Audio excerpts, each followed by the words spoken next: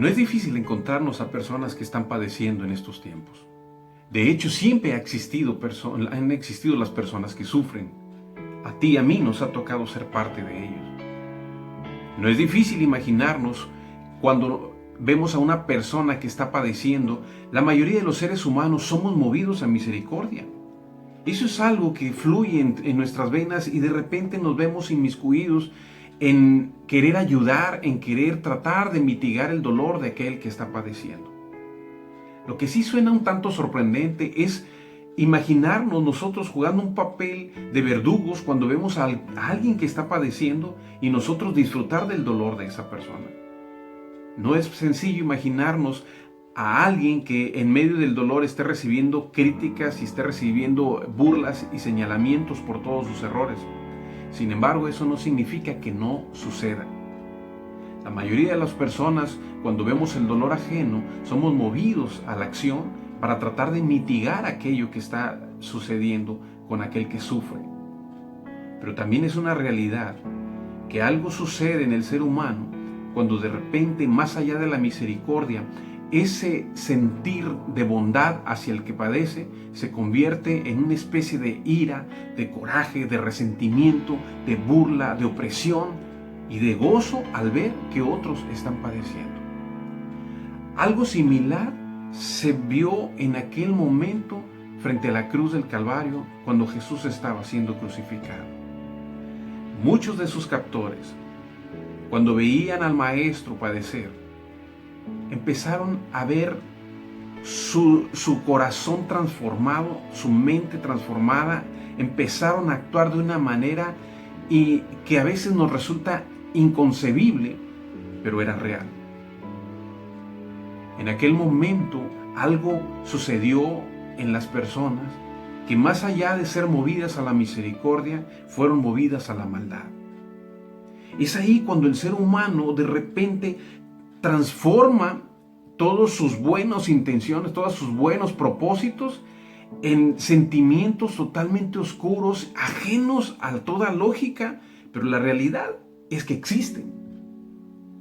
En aquel momento los captores de Jesús no dudaron en lastimar más a aquel que ya había padecido. Jesús venía de atravesar todo un recorrido cargando una cruz.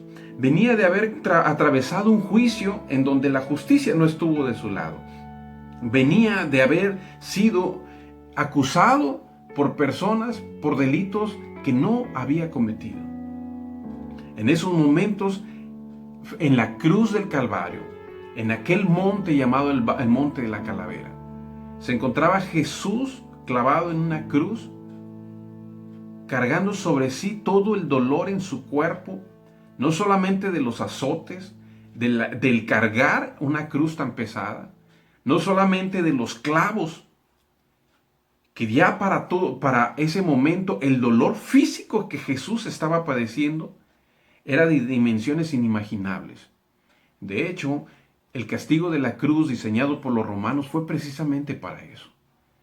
Para que aquel que fuera crucificado tuviera una muerte lenta, agónica, y en donde el dolor fuera el ingrediente esencial para aquel que estaba en la cruz. Pero ¿qué pasó con aquellos que estaban frente a él? No les bastó la cruz, no les bastó el dolor, no les bastó el sufrimiento que había padecido. Era momento de lastimarlo más. Y la gente le seguía gritando y le seguía ofendiendo y le decían cosas como: oye, si tú eres el Hijo de Dios, entonces ¿por qué no te sales de esa cruz? O si tú eres el que ayudaba a la gente, el que resucitaba o el que sanaba a los enfermos, ¿por qué ahora no te ayudas a ti mismo? No les bastó haber lastimado el cuerpo, querían lastimar el corazón de Jesús. En medio de una escena cargada de odio y de rechazo hacia aquel que padecía, la gente se salió de sí, cargada de maldad. Ahora bien, yo te quiero decir, el hecho de que la maldad haya invadido la mente de aquellas personas, ¿significa que eran inocentes? La respuesta es no.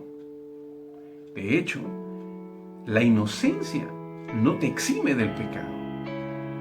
Las personas estaban conscientes de lo que hacían, pese a que por un lado se encontraban cegadas. Y eso, cosa que no nos debe de sorprender, porque a ti y a mí nos pasa. Tú y yo, de repente, cuando somos movidos a la ira, algo dentro de nosotros sucede que cegamos nuestro razonamiento, cegamos nuestro pensamiento lógico, cegamos toda misericordia de nuestro yo.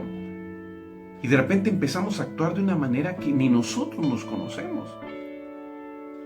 Aquellas personas conscientes de lo que estaban haciendo, pero al mismo tiempo ajenos a las repercusiones que esto traía sobre sus propias vidas, cegados ante la realidad divina que estaba frente a ellos.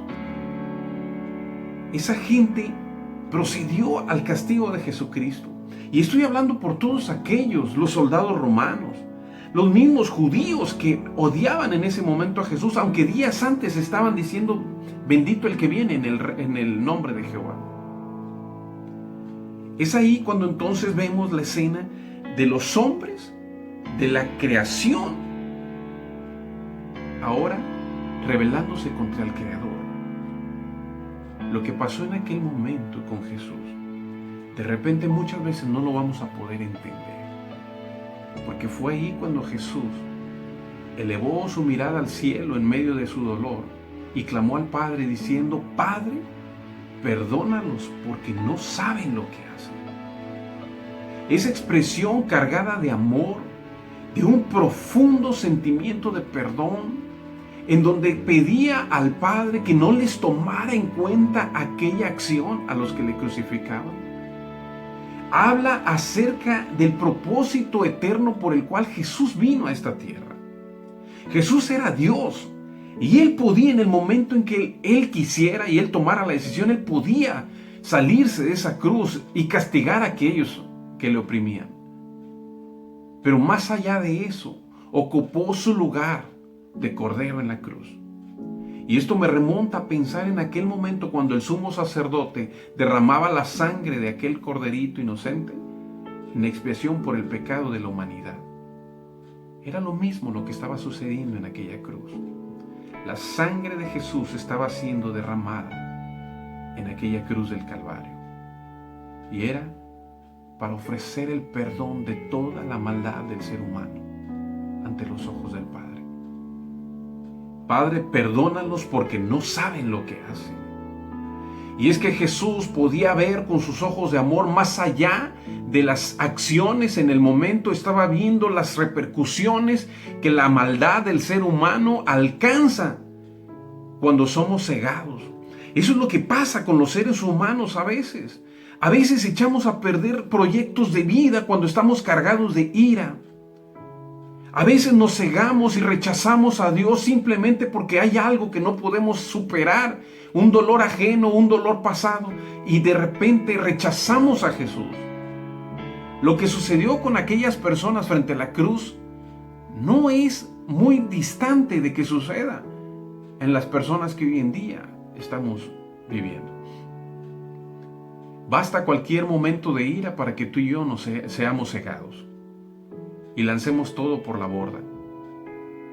Jesucristo conoce nuestras debilidades, pero también conoce la consecuencia de nuestra debilidad, consecuencias inmediatas y consecuencias eternas. Pero Jesucristo, tal y como lo manifestó en aquella cruz, extendiendo sus brazos, suplicó y pidió al Padre perdón por tu pecado y por el mío. Más allá de lo que nos puede a nosotros llevar a un razonamiento lógico, y muchas veces estar rechazando al Dios eterno, Jesucristo ya está pidiendo perdón por ti y por mí. Jesucristo expresó: Padre, perdónalo. Y voy a pensar que es por ti y es por mí. Perdónalo porque no sabe lo que hace.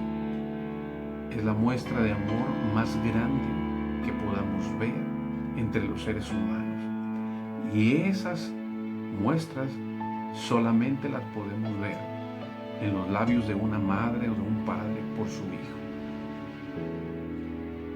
Es así como Jesús nos ve, como sus hijos.